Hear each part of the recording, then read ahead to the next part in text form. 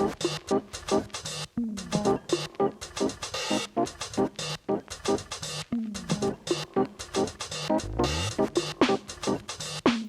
everybody. Welcome to our podcast called Coconut Chronicles. A diary, a coconut diary, I was about to say a diary. A coconut diary through South Africa. On this podcast, Yes. by the way, we are your hosts, Rita, this lovely, beautiful lady over here, and Abby. Just to give you some reference to what our podcast is about. On this podcast, we really want to unpack the topic of coconutism. We want to create a community for coconuts, and we really want to unpack our experiences as being a coconut and create just a loving, supportive community on this channel. And just, we really want to just open up the conversation, difficult and easy. Absolutely. And, you know, obviously, you know what it is in terms of following the family, right? We need you guys to please join in and subscribe. We've got our socials on TikTok, Instagram. Obviously, you'll find your full episodes on YouTube. So please click that notification bell. I've always wanted to say that.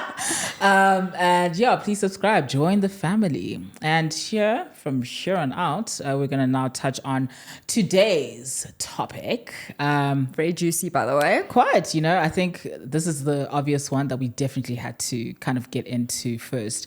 And this episode, should I say, is called The Sounds of a Coconut. Mm-hmm. So I'm sure you're already just kind of picking up where we're going to go from here. And obviously I wouldn't even say the obvious first thing, but I think the very predictable first thing is to touch on accents, right? The coconut accent, or the coconut language, the coconut disability, the coconut, whatever you want to call it. Disability! Don't do us like that. I'm not doing it like that. But I've heard that's what I've been referenced a few times. Yo, you guys are like walking around with just like one arm. It's okay, guys. You'll be okay. Like, who says this? People are I'm going to beat them up.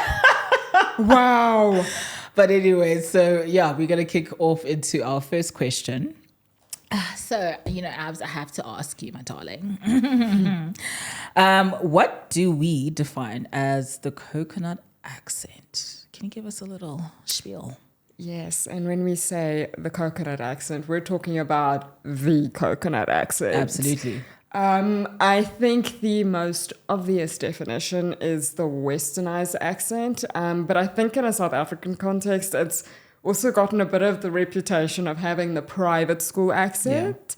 Yeah. Interestingly enough, what I've just experienced is that when people reference the accent, it's often linked to this prestige and elitism as well, which can be mocked as well quite easily. And we've also touched on the fact that we're often approached and people ask, you're not local, where are you from? You hail from over the seas. And I think it is a very white accent. Yeah. And I just wanted to, what are your thoughts on the accent? I mean, you've said it, girl. I mean, the first one that kind of came up was obviously the very stereotypical kind of notion is that it sounds like somebody who went to private school, right? Yeah. Or grew up in a very suburban kind of environment, lifestyle, if you could say. But yeah, obviously, as like the last point is that also it's someone who sounds a bit foreign, and not foreign from a third country kind of point of view, but from a first world UK, US kind of point of view. I've experienced that quite a bit myself. Me included. Exactly. I mean, I don't know what you get mistaken as, my darling, but on my side, this is a daily occurrence. I'll literally get into an Uber. I mean, Uber drivers are really the test of time about who you are, you know, in a summary. Like, tell me who you are in 5 seconds. And most of the time, whenever I introduce myself, it's really a thing of like, oh, so, you know, from your accent, where do you come from? And, you know, now I have to kind of give that whole backstory of like, oh, I'm actually from everywhere. Not giving Made them up like, on the spot. Improvising. Literally, I've had to freestyle so many storylines. We'll go into that. Definitely, I'll give you all the stories, guys. I've pretended I'm from the US sometimes. I'm from New York, guys. You don't know it, okay? You don't know me. You really don't. I could be from the UK the other day. Just have some fun with it. But ultimately, it does come to that same question repeatedly on a daily basis that people really can't define where my accent is from. So yeah, the poshness does give away a little bit of, that sounds like a coconut. Where are you from? But yeah, so I think from there, how do we unpack this accent is how we wanted to follow up in our next question. Here I want to ask you, Abs, what makes people feel uncomfortable about the coconut accent? Danger zone. Danger zone. Look alive. I think what makes people uncomfortable is Black people, and especially South African Black people, have had an extremely painful past around just being treated as a human being, let alone having the opportunity to celebrate culture, diversities, languages. I think we very often forget just what a new concept and experience that actually is. And I think being a coconut with an extremely white accent, it reminds people of, firstly, a painful past. Yeah. They're worried about the fact that their struggles and their fights and their just the injustices of just fighting to be seen as just a bare human. Absolutely. I think that it's a fear that that's being erased. It's being forgotten. It's being dismissed. Yeah. I think that can genuinely make people uncomfortable. And I would also feel uncomfortable around that. And what I've also experienced is, for me, there's also this discomfort with white people in South Africa with the accent as well. Yes. Not recently, I must admit. Over the past few years, it has improved. However, when I say recent, I'm talking past 2 years in my personal experience. But I noticed that when I would just speak to a white person, it was very much like this shock and awe. It's like, you are so well spoken for a Black person.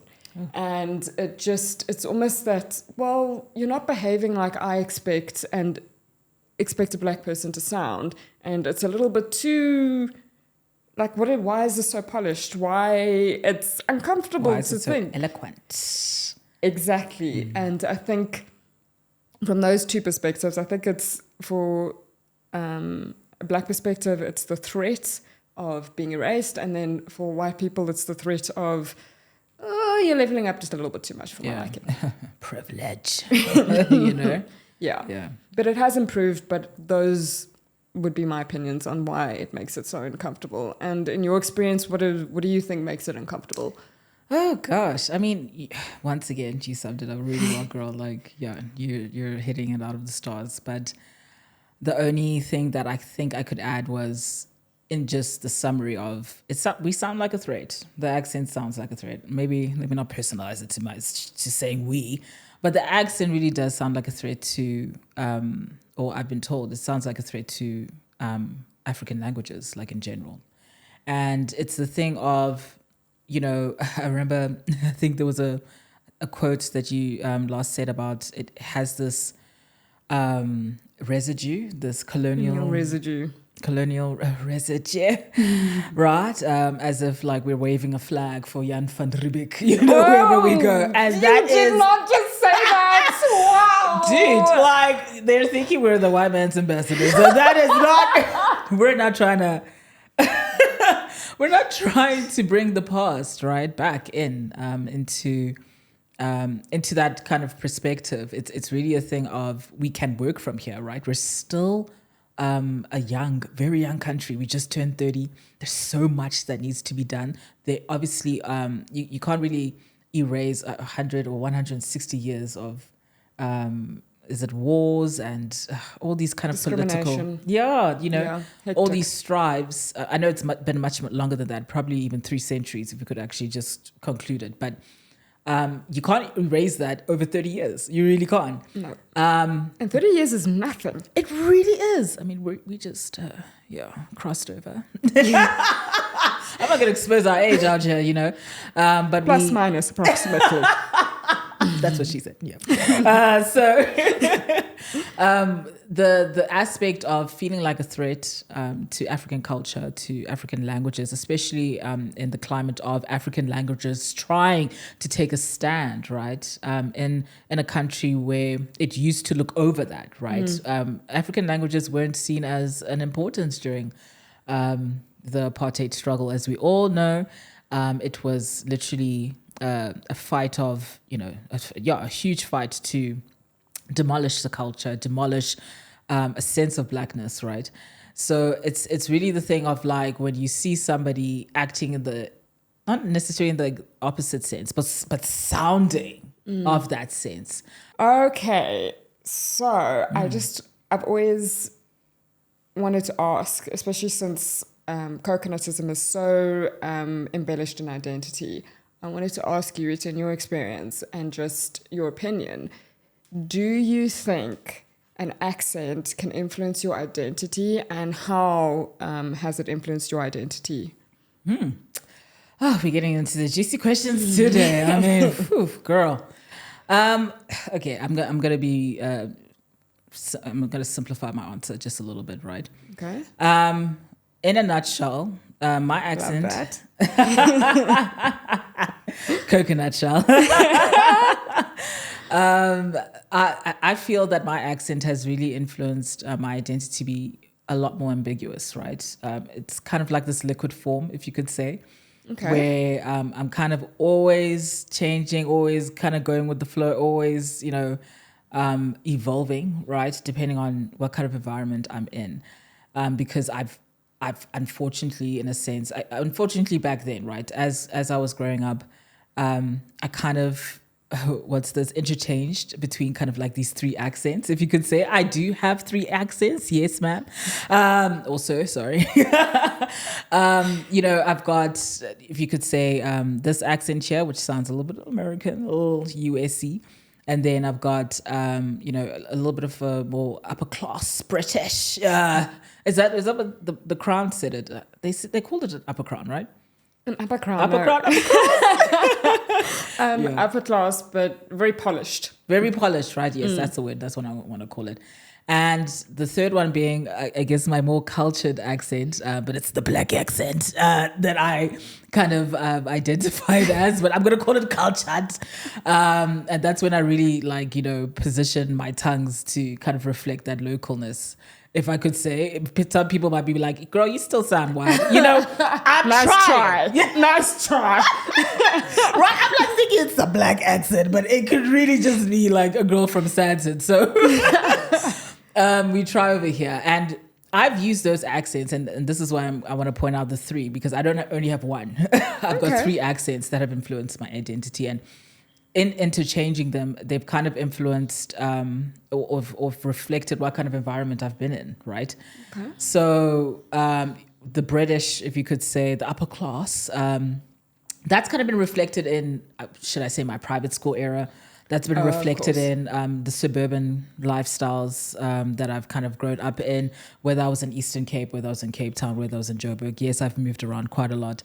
So I've kind of picked up on that, and I've used, I guess, that to survive. It was a coping mechanism, honestly. And this is why I'm speaking to the ambiguity of this identity. It's really not this liquid foam. And then touching on, obviously, the cultured accent. So obviously that's when I'm in a lot more of a, what is this? Let me call it African spaces, more cultured spaces. I'm not gonna, stereotypically kind of place that, but I've tried to, I guess, create a more of a local identity with that, right? To position myself as being more relatable from that fact. And then obviously now going into the American, that's just from media. That's from growing up on your Disney movies, all of those kind of kind of entertainments or edutainments, is that what they call it? And I love that you brought that up, because that is so overlooked and just put as that's a coconut thing to do. That's only what coconuts do. When in reality, South Africans are very influenced by American media. Absolutely. And it's not just reflected in accents, it's reflected in fashion, industries, trends, especially with social media. And I think that it's something that we can't just overlook, because it does mold your identity. Absolutely. And another thing that I just want to say is that I love how you said and I just want to say I commend you for this, just that I think it's such an overlooked aspect, and it's often demonized, is the fact that you evolved with your environments. You were fine-tuned to your environments, and the fact that that was a coping mechanism, I think it's so easy to look at that with a harsh lens and go, oh, you're faking it, you're doing this, you're not being authentic. And I think firstly let's challenge that by saying, why do we have to have a singular identity? Why do we have to do those kind of things? Why does it have to be so solid? Right? I think we should show a lot more compassion, not just for coconuts, but for everyone just trying to evolve. And it's not just a coconutism thing, and it's not just through accents and language, it's fashion, environments. I think we need to have a lot more compassion for that. So I'm just so glad that you brought that up. And the media influence, very underestimated. Yeah. And for you, my darling? So this is the first time I'm actually going to speak about my accent, which is a very noticeable one. Where are you from, madame? So, like Rita said, but it wasn't just in Ubers. Throughout my life, I grew up, ironically, yes, my family has an Italian surname, but we are so entrenched in British culture that we might as well have just been British. Very similar to you, I was heavily influenced by British media growing up, and I think in combination with my dad being a stickler for proper English and well-spoken English, plus the influence of all the tea and British comic shows, I think that's what has been just formed in my accent identity. That's just been a very strong rooter. However, when it comes to identity, what I just love to speak on is, for me, I used my accent as a kind of crutch, I would say, not to have to explain my adoption story, not to have to explain myself to people. And I would just lean so heavily into that coconut identity and accent just to explain away everything, because it was just, I got tired, like I said in the previous episode, of just saying, hi, I'm Abby, I'm adopted. And then people start to get curious about your adoption, which I understand. But I just realized that it became my entire identity, and I didn't allow myself any room to say, yes, I might not sound what South Africans deem as the right type of black or traditional, the demographic. But that didn't mean that I just had to erase everything about myself and just identify as a coconut. And I think I used to just introduce myself as a coconut off the bat, and I just realized that it was so boxing.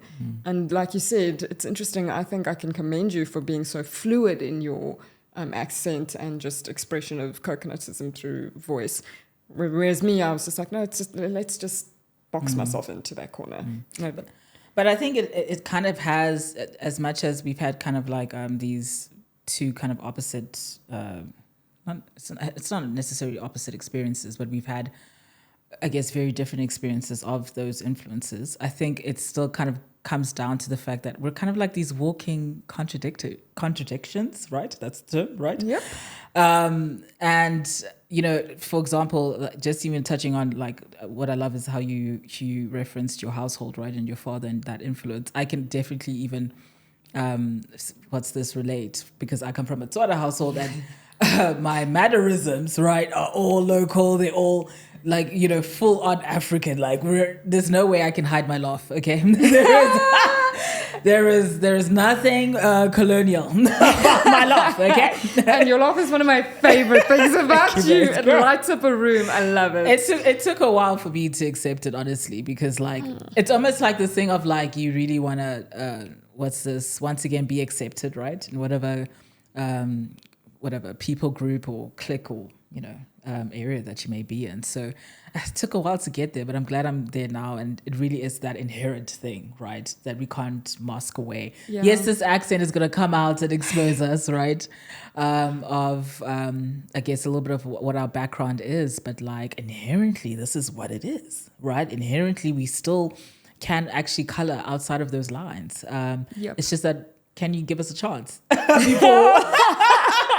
Can you give us a chance to explain ourselves, for 2 seconds? It hasn't been great to always be dismissed, but unfortunately, that is part of the experience, is it not? Yeah, it is. And we're trying to change that narrative. Yeah, absolutely. Absolutely. So, we're going to end off with a banger of a question. As usual.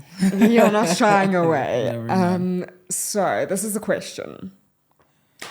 Have you ever experienced accent privilege or discrimination? Ooh.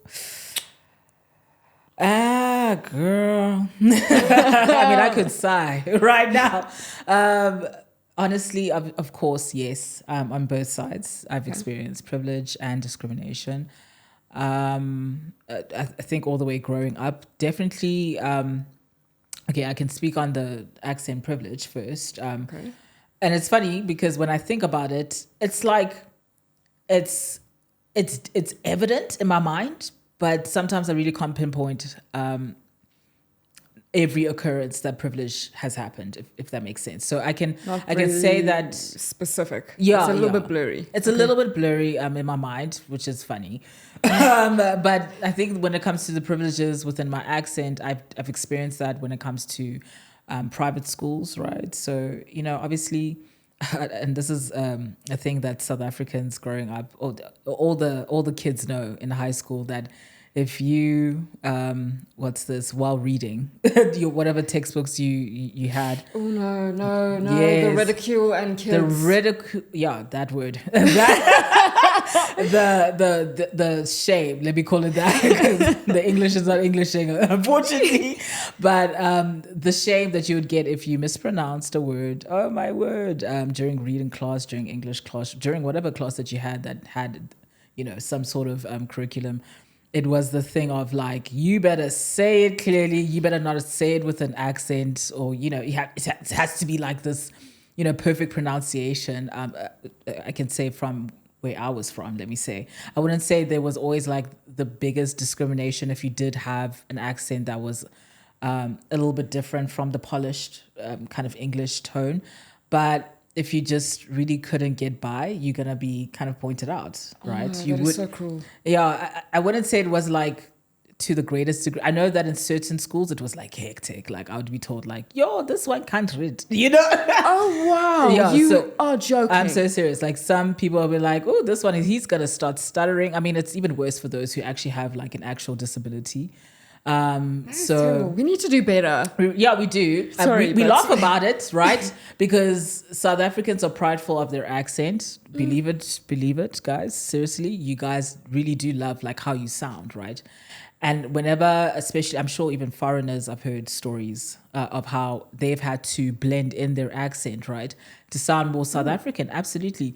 Whenever they're reading something or whenever they're just in conversation, so that they're not kind of having the experience of being isolated at first glance or at first hearing, right, just from their accent. So they've had those experiences in high school, those who've actually grown up here.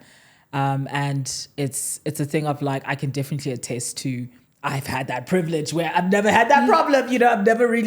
I've never had to kind of look at whatever English word it may be and kind of had that difficulty apart from this episode. that's sitting outside of that. Okay. It's been a tough morning. Okay. Excuse this episode. But yeah, I can say the privileges have come in there, and then discrimination. Oh, girl. And this is where we have to really be specific about spaces, because I think definitely in Western spaces, accent privileges come in, like you can go into Western let me just say Western spaces, whether you go into restaurants, whether you go into events or whatever that has more of like a westernized feel, you're probably going to get nice and groovy with your accent, right? But then the minute you go into more African spaces, the minute you go into more I haven't actually thought about that. I haven't experienced that, and I was just like, whoa, girl. Here you are coming with that nice English in Tembisa. Maybe not. Let's change it up.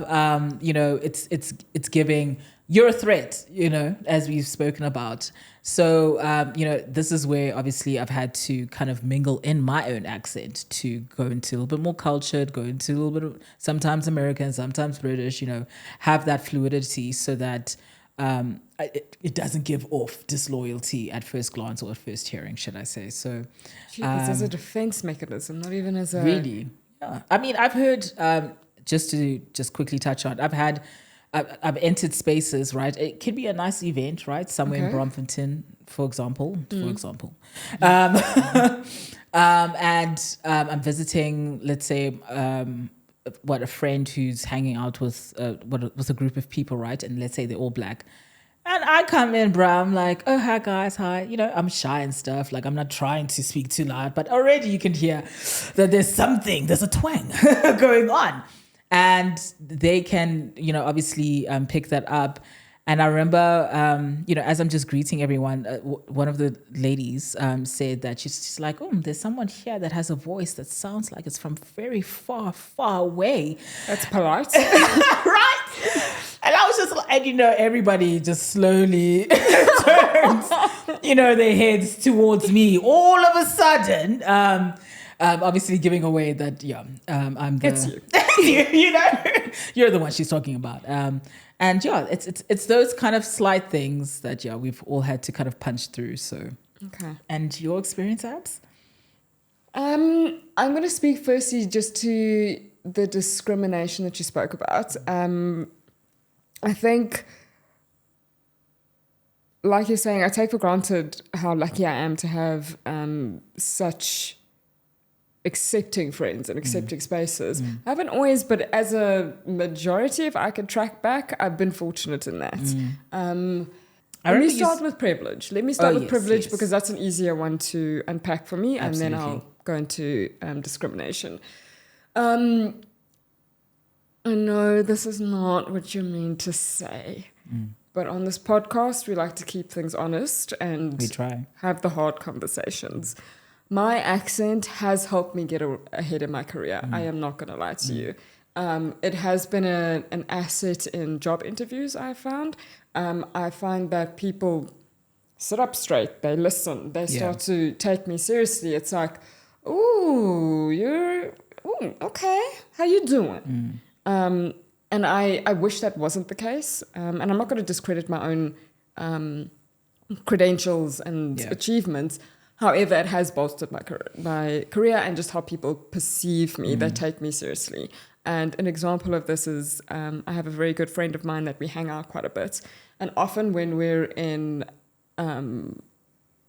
restaurants or whiter spaces, she'll actually ask me to speak to the reception or the waiter and waitress, because she says they're going to take you seriously. We're going to get our orders faster. People are not going to question you. They're going to give you good customer service. And that's because I just speak and go up to people, and it just made me realize that there is this thing of covetedness in this accent. It's just like it does have its privileges that sometimes unfortunately can't be overlooked. Back to the discrimination. I have actually experienced, I actually have experienced discrimination, but it's been a little bit more in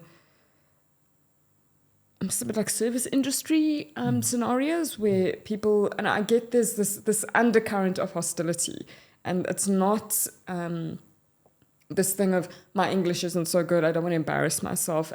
We spoke about this, that South Africans are very prideful in their accent, in their English, in their presentation, and I don't think there's anything wrong with that.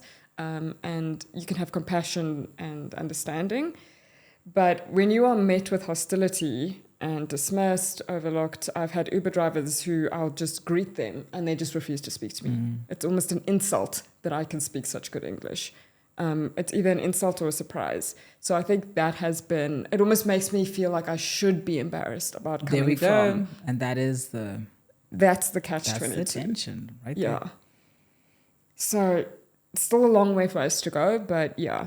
I think so. I mean, you're touching on such a great thing, and I'm sure people who have a corporate background, right? Because I mean, just from my creative industry, I feel like it's like kind of like a mix, right? I can't say it's like complete discrimination or complete privilege. It's like kind of the in between. But I know for corporate spaces, and if you're working in banks and, you know, lawyer firms, and that accent privilege will come in strong, and it really will help. I've actually heard stories how the minute they brushed up on their accent a little bit, their bosses did take them seriously a little bit more, which is quite heartbreaking, obviously, compared to those who really can't do much with their accent, but they can speak perfect English. And that's another thing, right? You're here actually speaking the language well, but the accent, you know, it is what it is. You probably bilingual yourself, and you're just trying to trudge through it. But I think, as you're saying, there is quite a long way to go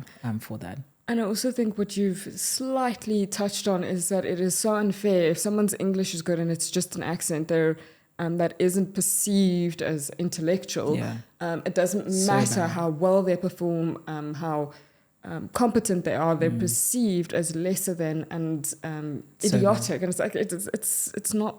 It's not fair. It's not it fair. really isn't fair. And it's something we need to change. And I think even us as coconuts, we can stand for that. Yeah. We don't have to be in the background watching our own people, you know, being discriminated against just for something that they actually can't fully change, right? We can actually stand in the gap for that. So, and here we are. You know, we're your sisters, as we said, your coconut aunties.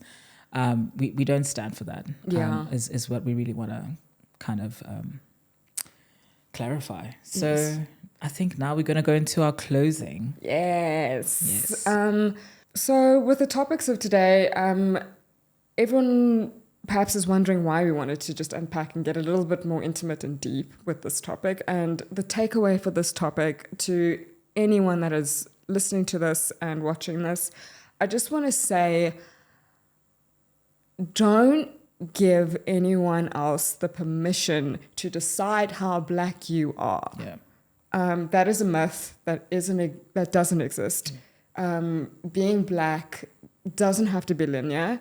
It can be represented in so many ways and in a multitude of expressions. Absolutely. And I think we need to get over this one size fits all. If you don't fit this or don't fit that dismisses how Black you are. Do not ever give anyone permission to tell you that, and don't fall for that lie. It is an absolute lie, and like we're saying, Blackness comes in many shapes and forms, and don't let anyone take away your voice, even if you've got a sexy accent that accompanies it. We really do need confidence, right, for this accent, in a sense of we're not trying to say that we're all of a sudden better than anyone else, right? Because that is what is a constant thing that comes out, right? That the minute you have the minute you have a more polished kind of accent, all of a sudden you think you're better. You think you went to a better school, didn't you? Oh, you think, you know, and it's really not that, ma'am. Also, we really, right? We really are just kind of just highlighting that, Blackness will never come in just one shape, one size.